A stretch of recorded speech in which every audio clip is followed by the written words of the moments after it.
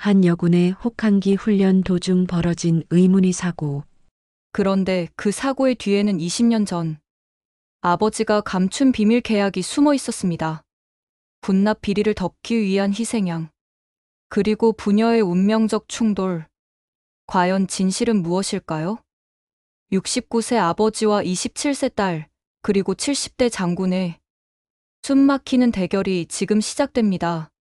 잠깐 무료 버튼인 구독과 좋아요 꼭 눌러주시면 여러분, 가정에 큰 복과 행운이 가득할 것입니다. 감사합니다. 인천 변두리 낡은 연립주택들이 빼곡히 들어선 골목길에서 한기석은 오늘도 새벽같이 일어나 동네 한 바퀴를 돕니다. 69의 나이에도 불구하고 그의 걸음걸이는 여전히 탄탄했습니다. 하지만 가끔씩 멈춰서서 하늘을 올려다보는 그의 눈빛에는 무언가 무거운 것들이 자리하고 있었습니다. 아이고, 기석이 형, 오늘도 일찍 나오셨네. 동네 슈퍼 앞에서 담배를 피우던 최 노인이 반갑게 인사를 건넵니다. 서연이가 군대에서 잘 지내고 있다면서? 정말 자랑스럽겠어. 기석의 얼굴에 미소가 번집니다. 그러게 말이야. 어제도 전화가 왔는데 특수훈련에 지원했다고 하더라고. 아무래도 아버지 닮아서 깡이 있나 봐. 아, 맞다. 형님 옛날에 군납업 하실 때 정말 잘 나가셨잖아. 슈퍼 아주머니가 끼어들며 말합니다. 그때 우리 동네 사람들 형님 덕분에 일자리 많이 얻어서 먹고 살았는데 말이야. 순간 기석의 표정이 굳어집니다. 그런 옛날 얘기는 그만하고. 아니야, 정말로 그랬다니까. 특히 IMF 때 다들 죽겠다고 난리일 때도 형님은 떵떵거리며 살았잖아. 그때 군대에서 물건 많이 납품하셨다면서? 돈도 엄청 벌었고. 기석이 급하게 말을 자릅니다. 아니야, 그냥 열심히 일한 것뿐이었어. 별거 아니었다고. 하지만 동네 사람들의 수군거림은 계속됩니다. 아무래도 그때 군대 높은 사람들과 친하게 지내셨나 보지? 아니면 어떻게 그런 큰 계약을 따냈겠어? 기석은 더 이상 듣고 싶지 않다는 듯 급히 자리를 떠납니다. 집으로 돌아가는 발걸음이 평소보다 무겁습니다. 집에 도착한 기석은 거실 한쪽에 놓인 서연의 사진을 바라봅니다.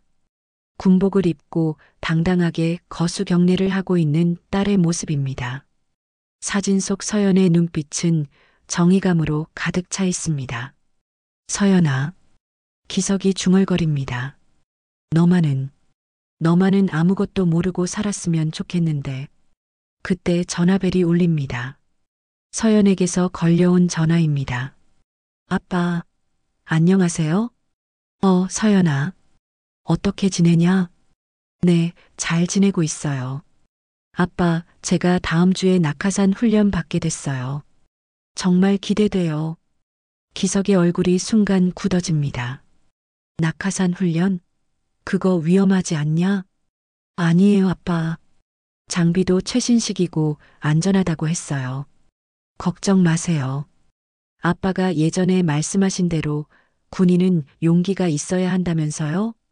그래도 조심해라, 서연아. 혹시라도 이상한 일이 있으면 바로 연락하고. 아빠, 왜 이렇게 걱정이 많으세요? 전 괜찮을 거예요. 그런데 아빠, 동네 아주머니들이 아빠가 옛날에 군대 일 많이 하셨다고 하던데 정말이에요? 기석이 숨을 깊게 들이쉽니다. 그냥 열심히 일했을 뿐이야. 별거 아니었어. 역시 우리 아빠가 최고예요. 저도 아빠처럼 훌륭한 군인이 될게요. 전화를 끊은 후 기석은 오래도록 멍하니 앉아 있습니다. 그의 서랍 깊숙한 곳에는 20년 전 계약서 한 장이 숨겨져 있습니다. 그 계약서에는 박태준이라는 이름과 함께 절대 공개되어서는 안 될 비밀들이 적혀 있습니다. 제발, 아무 일 없기를. 기석이 떨리는 목소리로 중얼거립니다. 하지만 그의 가슴 한구석에서는 불길한 예감이 자꾸만 고개를 들고 있었습니다. 한 주일 후 강원도 산간 지역에 위치한 특수훈련장. 새벽 5시부터 혹독한 훈련이 시작됩니다. 한서연은 다른 동료들과 함께 낙하산 장비를 점검하고 있습니다. 중위님, 오늘 날씨가 좀 이상하지 않나요? 후임 하사가 걱정스러운 표정으로 말합니다. 바람도 세고. 서연이 씩씩하게 대답합니다. 그래야 진짜 실전 같은 훈련이 되는 거 아니겠어? 우리가 언제 좋은 날씨만 골라서 작전을 수행하겠냐? 훈련장 한쪽에서는 70대의 박태준 장군이 참관하고 있습니다. 그의 눈빛이 서연에게 머물러 있습니다. 저 여자가 한기석의 딸인가? 박태준이 옆에 있던 부관에게 조용히 묻습니다. 네, 맞습니다. 한서연 중위입니다. 박태준의 입가에 묘한 미소가 번집니다. 아버지를 닮아서 고집이 세 보이는군. 오전 10시 드디어 낙하산 훈련이 시작됩니다. 서연은 가장 먼저 헬기에 탑승합니다. 고도 3000m 상공에서 바라본 땅은 아득히 멀어 보입니다. 한서연 중위, 준비됐나? 교관이 소리칩니다. 네, 준비됐습니다. 서연이 헬기 문 앞으로 다가갑니다. 그런데 순간 낙하산 끈을 최종 점검하던 중 이상한 점을 발견합니다. 주 낙하산 줄의 일부가 다른 것보다 색깔이 바래 보입니다. 교관님, 이 끈이 좀 이상한 것 같은데요? 뭐가 이상하다는 거야? 장비는 어제 점검 다 끝났어. 빨리 뛰어. 서연이 다시 한번 확인하려 하지만 교관이 재촉합니다. 군인이 이런 식으로 망설이면 어떻게 하냐? 당장 뛰어. 서연은 망설였지만 결국 뛰어내립니다. 차가운 바람이 온몸을 핥히며 지나갑니다. 땅이 점점 가까워오는 순간 주 낙하산을 펼칩니다. 하지만 무언가 이상합니다. 낙하산이 제대로 펼쳐지지 않습니다. 부분적으로만 열린 낙하산 때문에 급격히 추락하기 시작합니다. 아, 안 돼. 서연이 비명을 지르며 보조 낙하산 줄을 당깁니다. 다행히 보조 낙하산은 정상적으로 작동하지만 이미 지면과의 거리는 너무 가까워진 상태입니다. 쿵! 서연이 훈련장 바닥에 세게 부딪힙니다. 왼쪽 어깨와 허리에 극심한 통증이 몰려옵니다. 중위님, 동료들이 달려와 서연을 감쌉니다. 낙하산이 제대로 안 열렸어. 서연이 신음하며 말합니다. 하지만 교관이 차가운 목소리로 말합니다. 뭔 소리야? 장비는 완벽했어. 내가 조작을 잘못한 거 아니야? 아니요, 분명히 주 낙하산 줄에 문제가 있었어요. 색깔도 이상했고. 그때 박태준 장군이 다가옵니다. 무슨 일인가? 장군님, 장비 불량으로 인한 사고인 것 같습니다. 박태준의 표정이 순간 굳어집니다. 장비 불량? 말도 안 되는 소리지. 우리 부대 장비는 최신식이야. 분명히 개인 부주의 때문일 거야. 서연이 억지로 몸을 일으키며 말합니다. 아닙니다. 분명히 낙하산 줄에 문제가 있었습니다. 조사를 해보시면. 조사? 박태준이 비웃듯 말합니다. 조사는 무슨 조사야? 너 하나 때문에 부대 전체가 문제가 되는 줄 아냐? 하지만 장군님, 입 닥쳐. 박태준이 화를 내며 소리칩니다. 군인이 자신의 실수를 장비 탓으로 돌리는 게 어디 있어? 당장 의무대로 가서 치료받고 이 일은 개인 부주의로 처리한다. 서연은 분노로 온몸이 떨립니다. 이건 말이 안 됩니다. 분명히 누군가 일부러 뭘 일부러? 박태준이 서연의 말을 자르며 차갑게 말합니다. 너 같은 것이 부대 명예를 훼손하려고 거짓말하는 거 아니야? 주변 동료들도 웅성거리기 시작합니다. 정말 장비 문제였을까? 아니면 중위님이 실수한 건 아닐까? 서연은 절망적인 표정으로 동료들을 바라봅니다. 아무도 자신을 믿어주지 않습니다. 그날 밤 군 병원 침대에 누워있던 서연은 아버지에게 전화를 겁니다. 아빠, 서연아, 무슨 일이야? 목소리가 이상하네. 아빠, 오늘 훈련 중에 사고가 났어요. 낙하산이 제대로 안 열렸거든요. 기석의 목소리가 급하게 바뀝니다. 뭐라고? 다쳤어? 많이 다쳤냐? 크게는 안 다쳤는데. 아빠, 이상해요. 분명히 장비에 문제가 있었는데 다들 제 잘못이라고 해요. 전화기 너머로 기석의 거친 숨소리가 들립니다. 서연아, 넌 절대로 이 일을 파고들면 안 된다. 네. 아빠, 갑자기 왜 그러세요? 기석의 목소리가 떨리기 시작합니다. 제발, 그냥 실수였다고 하고 넘어가라. 괜히 문제 만들지 말고. 아빠, 이게 무슨 말이에요? 전 억울해요. 서연아, 아빠 말 들어. 너까지 이 일에 끌려 들어가선 절대 안 된다. 전화가 끊어집니다. 서연은 멍하니 핸드폰을 바라봅니다. 왜 아버지까지 이상하게 구는 걸까요? 무언가 거대한 비밀이 자신을 둘러싸고 있다는 불길한 예감이 엄습해옵니다. 사흘 후 한밤중 서연은 병원 침대에서 뒤척이며 잠을 이루지 못하고 있습니다. 아버지의 이상한 반응과 박태준 장군의 차가운 태도가 계속 머릿속을 맴돕니다. 분명히 뭔가 있어. 서연이 중얼거리며 조심스럽게 침대에서 일어납니다. 어깨와 허리가 아직 아프지만 참을 만합니다. 서연은 간호사들이 순찰을 마친 틈을 타서 몰래 병원을 빠져나옵니다. 목적지는 훈련장입니다.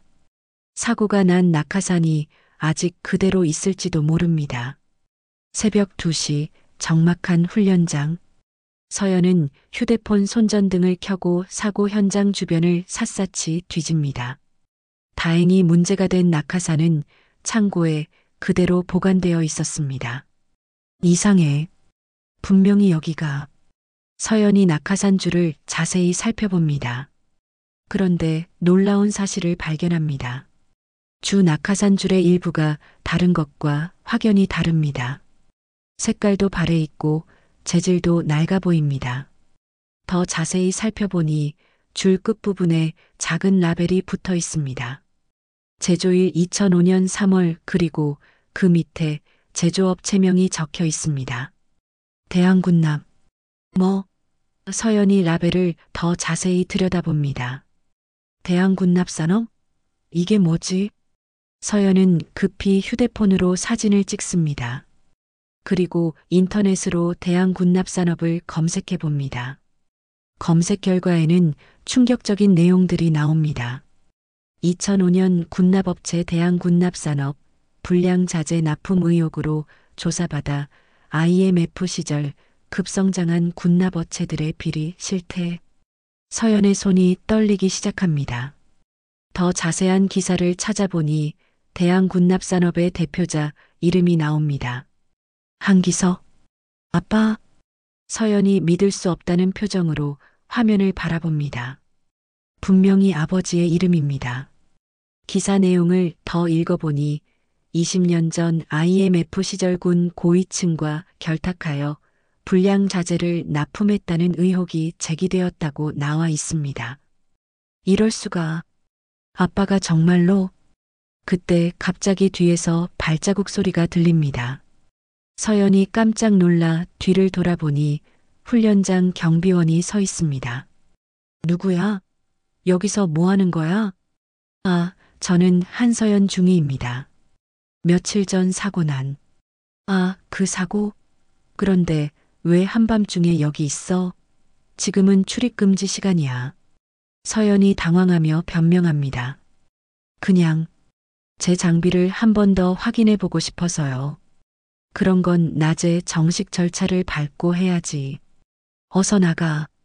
서연은 할 수 없이 훈련장을 나옵니다. 하지만 이미 중요한 증거는 확보했습니다.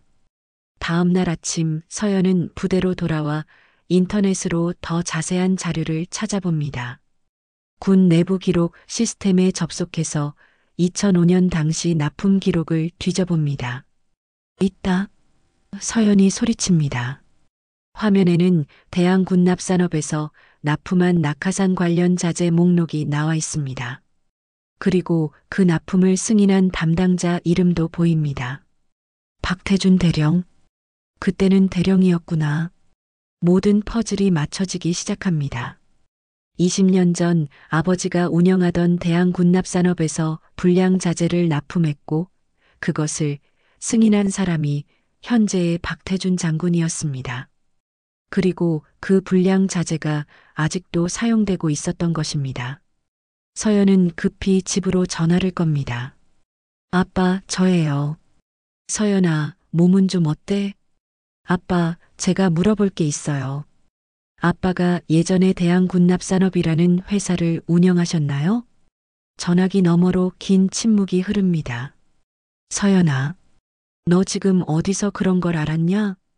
아빠가 정말로 그런 일을 하셨던 거군요. 그럼 제 사고도. 서연아, 그만해.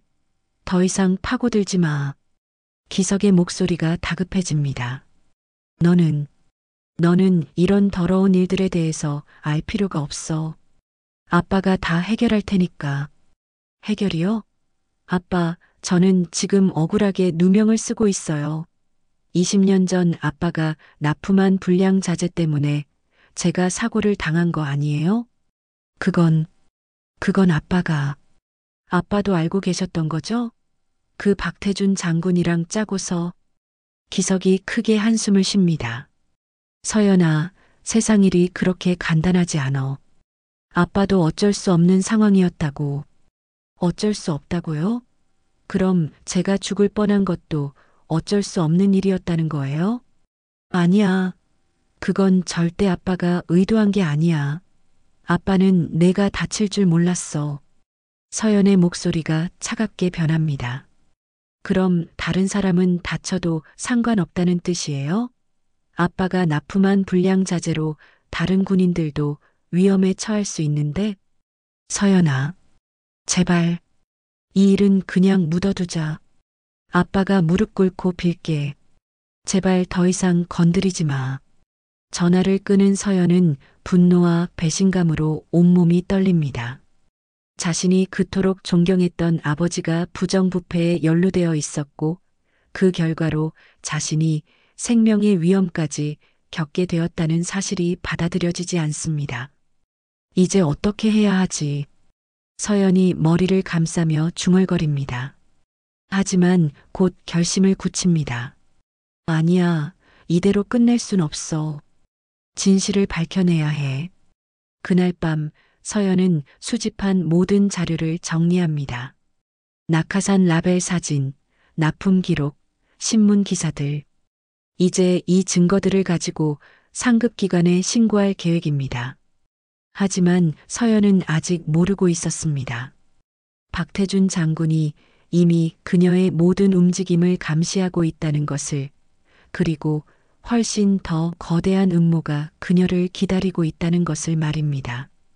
일주일 후 서연이 부대로 복귀했지만 분위기는 완전히 달라져 있었습니다. 동료들의 시선이 차갑고 복도를 지날 때마다 수군거리는 소리가 들립니다. 저기 간다. 거짓말쟁이가. 장비 탓을 하면서 부대 명예를 깎아내리더니 정말 뻔뻔하네. 서연이 식당에 들어서자 웅성거리던 소리가 갑자기 멈춥니다. 평소 함께 앉던 동료들도 모른 척하며 자리를 피합니다. 중위님, 유일하게 김하사만이 조심스럽게 다가옵니다. 괜찮으세요? 응, 괜찮아. 서연이 억지로 웃으며 대답합니다. 중위님, 저는 중위님 말씀을 믿어요. 분명히 장비에 문제가 있었을 거예요. 서연이 고마운 표정으로 김하사를 바라봅니다. 고마워, 하사. 나만이라도 믿어줘서. 그때 박태준 장군이 식당으로 들어옵니다. 모든 사람들이 일어나 경례를 하는 가운데 장군의 시선이 서연에게 머물러 있습니다. 한서연 중위, 잠깐 나와. 서연이 장군을 따라 복도로 나가자 박태준이 차가운 목소리로 말합니다. 요즘 부대 분위기가 어수선하던데 혹시 내가 또 이상한 소리를 퍼뜨리고 다니는 건 아니지? 아닙니다, 장군님. 그럼 됐고. 박태준이 서연 가까이 다가서며 협박조로 말합니다. 한서연 중이 너 같은 것 하나 때문에 부대 전체가 시끄러워지는 게 보기 좋냐? 장군님, 저는 단지 진실을. 진실? 박태준이 비웃으며 말합니다. 내가 아는 진실이 뭐가 있다고? 너는 그냥 실수를 했을 뿐이야. 그걸 인정하지 않으니까 문제가 되는 거지. 하지만 장군님께서도 20년 전 대한군납산업과 박태준의 표정이 순간 굳어집니다. 뭐라고? 너 지금 뭔 소리 하는 거야? 장군님께서 그때 납품을 승인하셨잖아요. 그 불량 자재들을. 박태준이 갑자기 큰 소리를 냅니다. 너 미쳤어? 지금 상관에게 무슨 소리를 하는 거야? 복도에 있던 다른 장교들이 놀라서 쳐다봅니다. 박태준이 목소리를 낮추며 서연의 귀에 속삭입니다. 한서연, 내가 지금 무슨 위험한 게임을 하고 있는지 알아? 너 하나쯤 희생되면 모든 게 조용해질 텐데. 서연의 등골이 서늘해집니다. 그게 무슨 말씀이세요? 군의 명예를 지키기 위해서라면 한두 명 정도는 언제든지 제거할 수 있어. 특히 말 안 듣는 문제아들 말이야. 박태준이 서연의 어깨를 꽉 움켜쥡니다. 똑똑히 들어, 한서연. 내가 계속 이런 식으로 나온다면 너뿐만 아니라 내 가족들도 무사하지 못할 거야. 가족까지 건드리시겠다는 거예요? 건드리는 게 아니라 보호해주고 있는 거지. 내 아버지가 얼마나 더러운 일들을 했는지 혹시 알아? 그 모든 걸 덮어주고 있는 게 누구 덕분인 줄 알아? 서연이 분노로 주먹을 불끈 쥡니다. 아버지를 건드리지 마세요. 그럼 입 닥치고 가만히 있어. 내가 조용히 있으면 내 아버지도 안전하고 너도 계속 군 생활할 수 있어. 하지만 계속 말썽을 부린다면. 박태준이 말을 끝내지 않고 의미심장하게 웃습니다. 그날 저녁 인천 변두리 한기석의 집. 기석은 초조하게 방안을 오가고 있습니다. 20년 전 계약서를 꺼내어 다시 읽어봅니다. 계약서에는 충격적인 내용들이 적혀 있습니다. 갑 대한민국 국방부 대리인 박태준 대령을 대한군납산업대표 한기석 그리고 하단에는 본 계약의 내용은 영구히 기밀로 하며 위반 시 을과 그 가족의 안전을 보장할 수 없음이라는 무서운 조항이 적혀 있습니다. 젠장. 기석이 머리를 감싸며 중얼거립니다. 내가 뭔 짓을 한 거야. 그때 현관문이 열리며 서연이 들어옵니다. 얼굴이 창백하고 눈이 충혈되어 있습니다. 아빠. 서연아, 어떻게 됐어? 괜찮아? 서연이 소파에 털썩 앉으며 말합니다. 아빠, 박태준 장군이 저를 협박했어요. 가족들까지 위험하다고. 기석의 얼굴이 하얗게 질립니다. 뭐라고? 그 자식이 벌써? 아빠, 도대체 20년 전에 무슨 일이 있었던 거예요? 왜 우리가 이런 위협을 받아야 하는 거예요? 기석이 한참을 망설이다가 입을 엽니다. 서연아, 아빠가 모든 걸 얘기해 줄게. 기석이 깊은 한숨을 쉬며 회상에 잠깁니다. 1997년 IMF가 터졌을 때 아빠 사업이 완전히 망했어. 빚더미에 앉았고 내 엄마는 임신 중이었지. 정말 죽고 싶을 만큼 절망적이었어. 그때 박태준이라는 대령이 나타났어. 군납 사업을 하면 큰 돈을 벌 수 있다고 하더라고. 하지만 조건이 있었어. 품질이 좀 떨어져도 눈 감아달라는 거였어. 서연의 입이 벌어집니다. 아빠가 정말로. 아빠는 거절했어. 처음에는. 하지만 박태준이 협박했어. 가족들을 해치겠다고. 태어날 아이까지 위험하다고. 기석의 목소리가 떨리기 시작합니다. 그래서 아빠는 어쩔 수 없이 계약을 맺었어. 20년간 그들의 꼭두각시가 되는 조건으로 말이야. 그럼 지금까지도 아빠는, 그래, 아빠는 20년간 그들의 비밀을 지켜왔어. 그 대가로 우리 가족이 평안하게 살 수 있었고, 하지만 이제 기석이 서연의 손을 꽉 잡습니다. 이제 그 빚을 내가 대신 갚으라는 거야. 서연아, 정말 미안해. 아빠 때문에 내가. 서연이 눈물을 글썽이며 말합니다. 아빠, 이제 어떻게 해야 해요? 모르겠어. 정말 모르겠어. 바로 그때 집 밖에서 검은 승용차 한 대가 천천히 지나갑니다. 차 안에서 누군가 이 집을 지켜보고 있습니다. 한기석과 서연은 아직 자신들이 24시간 감시받고 있다는 사실을 모르고 있었습니다. 3일 후 서연은 마지막 희망을 걸고 국방부 조사단에 신고서를 제출하기로 결심했습니다. 수집한 모든 증거를 가방에 담고 서울로 향합니다. 국방부 청사조사관실. 문패에는 김정호 조사관이라고 적혀 있습니다. 한서연 중위입니다. 신고할 일이 있어서 왔습니다. 김정호 조사관이 친절하게 맞이합니다. 어서 들어오세요. 무슨 일로 오셨나요? 서연이 준비해온 자료들을 책상 위에 펼쳐놓습니다. 20년 전 군납 비리 증거입니다. 박태준 장군이 직접 관련되어 있습니다. 김정호가 자료들을 살펴보며 놀란 표정을 짓습니다. 이거 상당히 심각한 내용이네요. 면밀히 검토해 보겠습니다. 정말 감사합니다. 드디어 진실이 밝혀질 것 같아요. 하지만 서연이 떠난 후 김정호는 즉시 전화를 겁니다. 장군님, 김정호입니다. 한서연 중위가 방금 다녀갔습니다. 전화 너머로 박태준의 목소리가 들립니다. 뭘 가져왔나? 20년 전 계약서와 낙하산 증거들입니다. 상당히 구체적이에요. 젠장. 이번 기회에 아예 확실하게 처리해. 허위 보고죄로 역고발하라고. 알겠습니다, 장군님. 일주일 후 서연에게 충격적인 연락이 옵니다. 한서연 중위시죠? 김정호 조사관입니다. 죄송하지만 제출하신 증거들이 위조된 것으로 판단됩니다. 서연이 믿을 수 없다는 표정으로 말합니다. 위조라고요? 분명한 물증들인데. 더 심각한 문제가 있습니다. 중위님이 허위 보고죄로 기소될 예정입니다. 내일 군 검찰에 출석하세요. 서연의 머릿속이 하얗게 변합니다. 제가 허위 보고죄로요? 전화가 끊어진 후 서연은 완전히 절망에 빠집니다.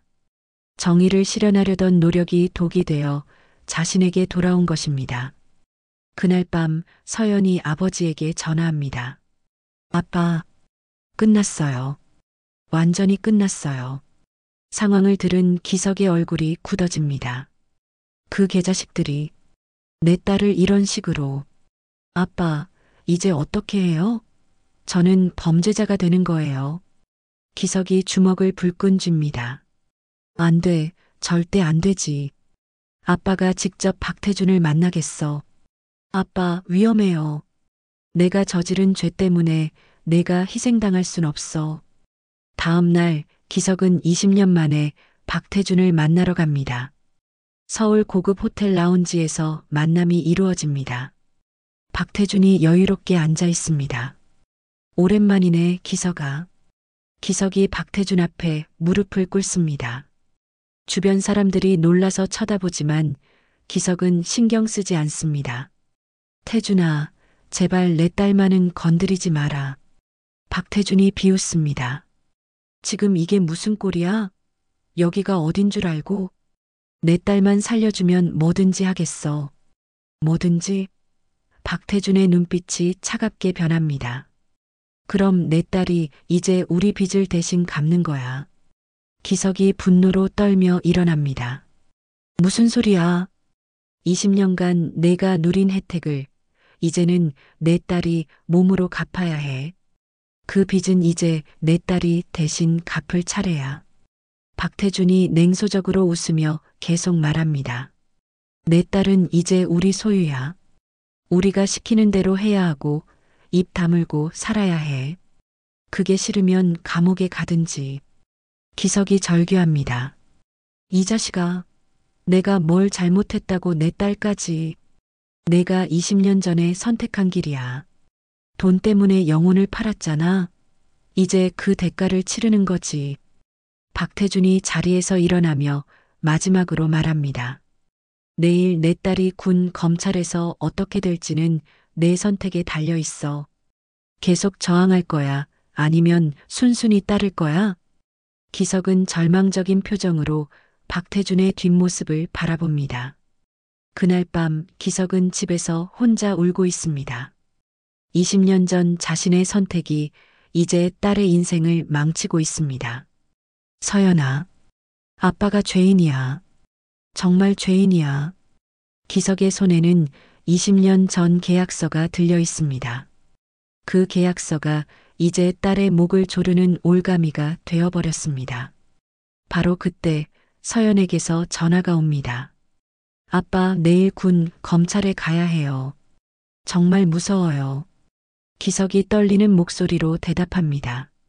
서연아, 아빠가 모든 걸 해결할게. 하지만 기석은 이미 모든 수단이 막혔다는 것을 알고 있었습니다. 이제 남은 것은 딸이 희생당하는 것을 지켜보는 것뿐이었습니다. 다음 날 오전 군 검찰청. 서연은 떨리는 마음으로 조사실 앞에 서 있습니다. 복도에는 이미 여러 기자들이 몰려와 카메라를 들이대고 있습니다. 한서연 중위, 허위 고발 혐의에 대해 어떻게 생각하십니까? 상관 모독 발언은 정말 하신 건가요? 서연이 고개를 숙이며 조사실로 들어갑니다. 검찰관 앞에 앉은 서연의 얼굴은 창백합니다. 한서연 중위, 박태준 장군에 대한 허위 고발 및 모독 혐의로 조사받게 됐습니다. 허위 고발이 아닙니다. 모든 증거가. 증거. 검찰관이 비웃으며 서류를 내밉니다. 국정원에서 분석한 결과 모든 사진과 문서가 조작된 것으로 판명됐습니다. 서연이 믿을 수 없다는 표정으로 서류를 봅니다. 조작이라니요? 제가 직접 촬영한 건데. 그리고 더 심각한 건 박태준 장군님께서 추가 고발장을 접수하셨습니다. 중위님이 상관에게 폭언을 했다는 증언도 있고요.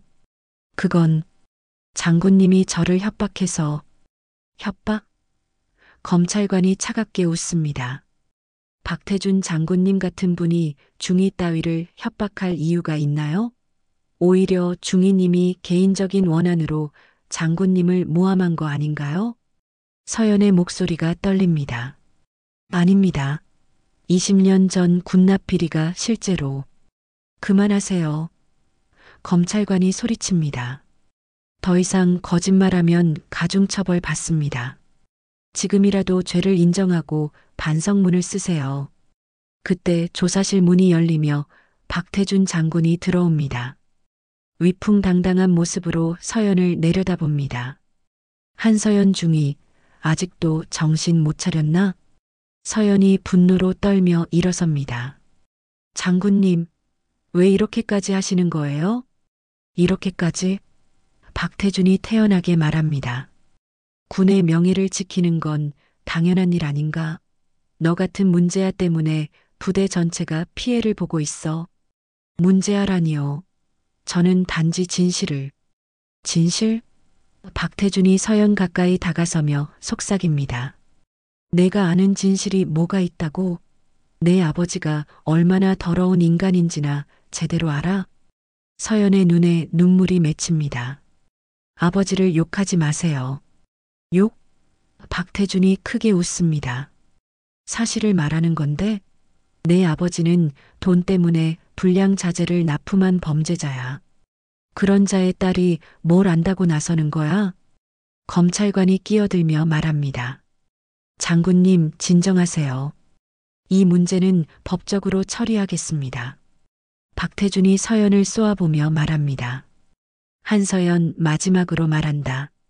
지금이라도 무릎 꿇고 사과하면 선처해 주겠어. 하지만 계속 이런 식으로 나온다면, 계속 이런 식으로 나오면 어쩌실 건데요? 박태준의 눈빛이 차갑게 변합니다.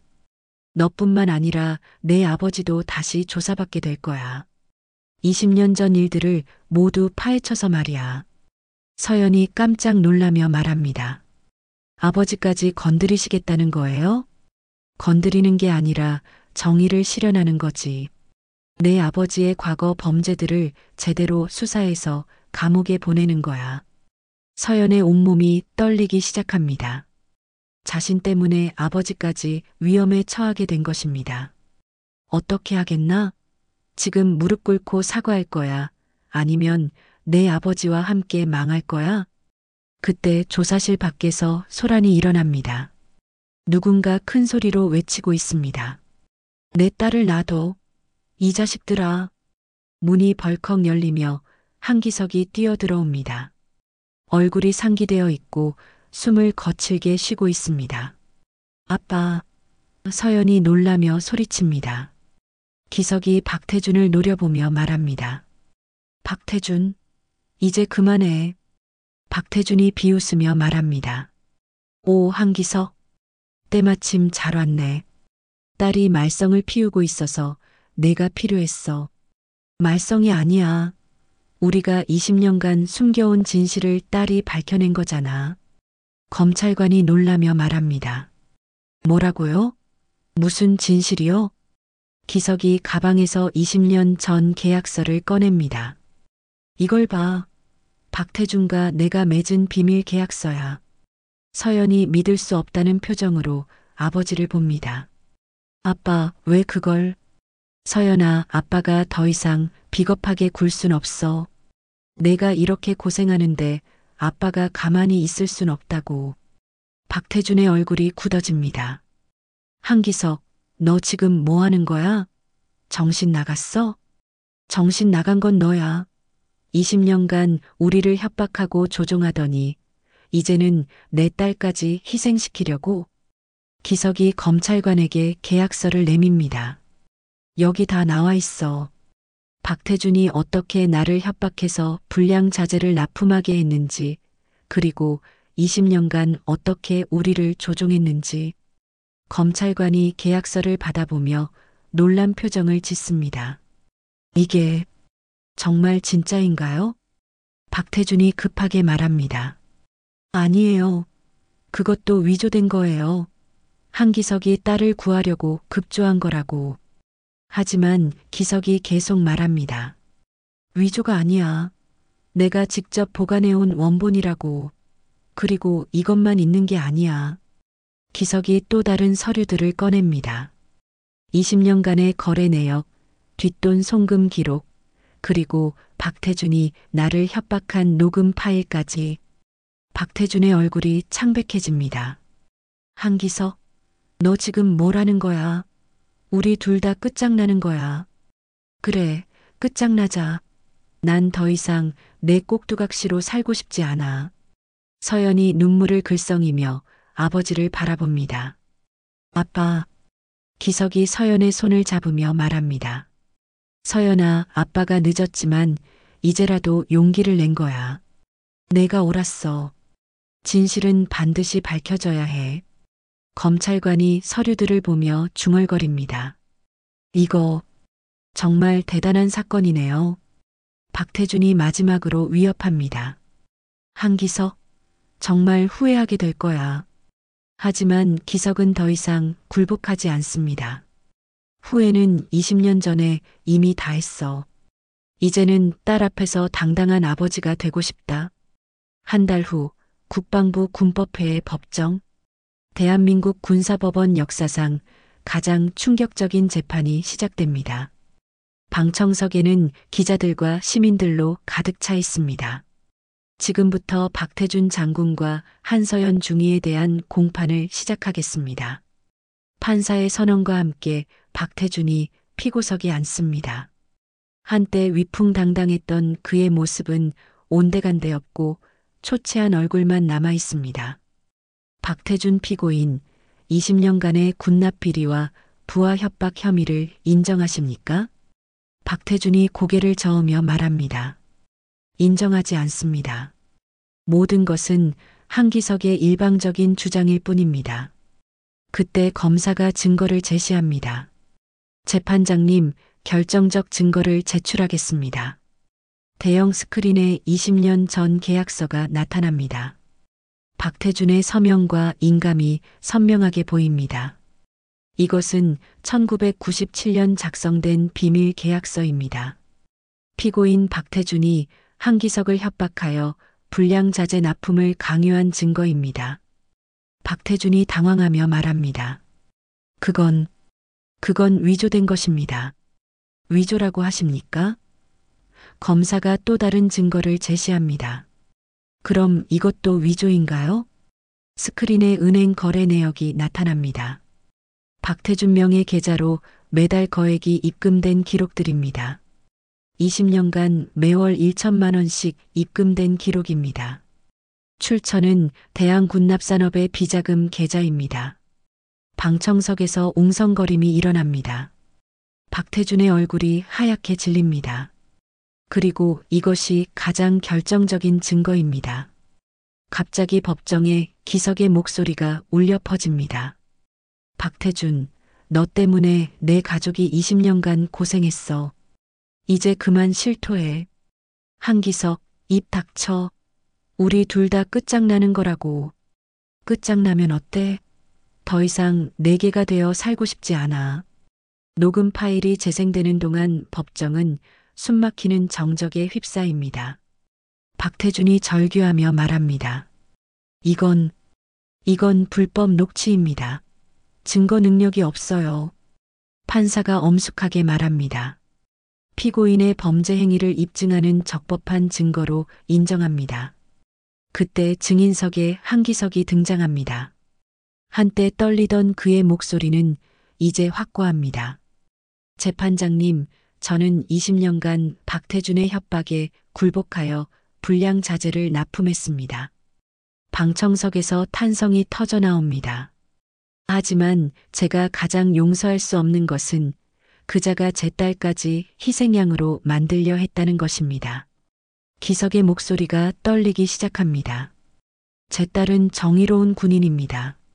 잘못된 것을 보고 바로잡으려 했을 뿐인데 그런 딸을 범죄자로 만들려 했습니다. 박태준이 벌떡 일어서며 소리칩니다. 한기석, 너도 공범이었잖아. 혼자만 선량한 척 하지 마. 맞습니다. 기석이 박태준을 똑바로 쳐다보며 말합니다. 저도 공범입니다. 하지만 저는 협박당한 피해자였고 당신은 모든 것을 기획한 주범이었습니다. 판사가 박태준을 제지합니다. 피고인은 자리에 앉으시기 바랍니다. 박태준이 마지막 발악을 합니다. 재판장님, 한기석의 말은 믿을 수 없습니다. 그는 딸을 구하려고 거짓 증언을 하는 거예요. 그때 뜻밖의 증인이 등장합니다. 김정호 조사관입니다.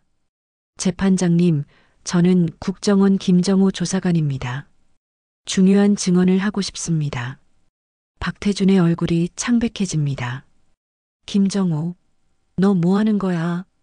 김정호가 담담하게 말합니다. 저는 박태준 장군의 지시로 한서연 중위의 신고를 은폐했습니다. 그리고 오히려 그녀를 허위 고발죄로 기소하도록 조작했습니다. 법정이 발칵 뒤집힙니다. 기자들이 카메라를 들이대고 방청객들이 웅성거립니다. 왜 이제 와서 진실을 말하는 거죠? 판사가 묻습니다. 제 양심이 더 이상 참을 수 없었습니다. 무고한 젊은 군인을 희생양으로 만드는 것을 보고만 있을 수 없었습니다. 박태준이 완전히 무너지며 소리칩니다. 이 배신자들아, 다 끝났어. 다 끝났다고. 그때 서연이 증언석에 섭니다. 군복을 단정히 차려입은 그녀의 모습은 당당합니다. 재판장님, 저는 한서연 중위입니다. 서연의 목소리가 법정에 울려 퍼집니다. 저는 단순히 제 개인의 억울함을 풀려고 이 자리에 선 것이 아닙니다. 그럼 무엇 때문입니까? 군의 명예를 지키기 위해서입니다. 서연이 힘차게 말합니다. 진정한 군의 명예는 잘못을 덮는 것이 아니라 잘못을 인정하고 바로잡는 것입니다. 방청석에서 박수가 터져 나옵니다. 저의 아버지는 분명히 잘못을 저질렀습니다. 하지만 그 잘못은 협박과 위협 속에서 어쩔 수 없이 한 것이었습니다. 반면 박태준 장군은 권력을 남용하여 20년간 비리를 저질렀습니다. 박태준이 마지막으로 서연을 노려보며 말합니다. 한서연, 내가 이겼다고 생각하지 마. 너희 부녀는 앞으로도 고생할 거야. 서연이 당당하게 대답합니다. 고생해도 상관없습니다. 저는 정의로운 길을 선택했으니까요. 판사가 최종 판결을 선고합니다. 박태준 피고인에게 징역 15년을 선고합니다. 한서연 중위는 무죄를 선고합니다. 법정이 환호성으로 가득 찹니다. 기석이 눈물을 흘리며 딸을 바라봅니다. 서연이 방청석의 아버지에게 다가가 말합니다. 아빠, 이제 정말 끝났어요. 기석이 떨리는 목소리로 대답합니다. 서연아, 아빠가 자랑스럽다. 내가 아빠보다 훨씬 용감해. 아니에요, 아빠. 마지막에 진실을 말할 용기를 내신 건 아빠예요. 부녀가 감격의 포옹을 나누는 가운데 박태준은 수갑을 찬 채 법정을 떠납니다. 20년간의 거짓이 마침내 무너진 순간이었습니다. 6개월 후 봄이 찾아온 인천 변두리. 한기석의 집 앞 작은 정원에는 서연이 심은 장미꽃이 활짝 피어 있습니다. 기석은 의자에 앉아 따뜻한 햇살을 받으며 편지지에 펜을 들고 있습니다. 사랑하는 딸 서연에게. 기석은 3개월 전 군법회의에서 징역 2년 6개월을 선고받았습니다. 박태준에 비해 가벼운 처벌이었지만 그 역시 비리에 가담한 죄는 피할 수 없었습니다. 아빠는 내일부터 교도소에 들어간다. 하지만 무섭지 않다. 오히려 마음이 편해졌다. 기석의 얼굴에는 평화로운 미소가 번집니다. 20년간 짊어졌던 무거운 짐을 내려놓은 것입니다. 그때 현관문이 열리며 서연이 들어옵니다. 군복을 단정히 입은 그녀의 얼굴은 환하게 빛나고 있습니다. 아빠, 제가 왔어요. 서연아, 어서 와. 부대는 어떻게 지내고 있냐? 서연이 아버지 옆에 앉으며 말합니다. 완전히 달라졌어요. 이제 동료들이 저를 존경의 눈빛으로 바라봐요. 그럼 됐다. 내가 옳은 일을 했다는 걸 모두가 인정한 거구나. 사실 재판 이후 서연의 삶은 완전히 바뀌었습니다. 군납 비리를 폭로한 용기 있는 군인으로 언론에 소개되었고 국방부에서는 그녀를 모범 장교로 표창했습니다. 아빠, 어제 국방부에서 연락이 왔어요. 제가 군 투명성 개선위원회 위원으로 임명됐대요. 기석의 눈에 기쁨의 눈물이 맺힙니다. 정말이냐?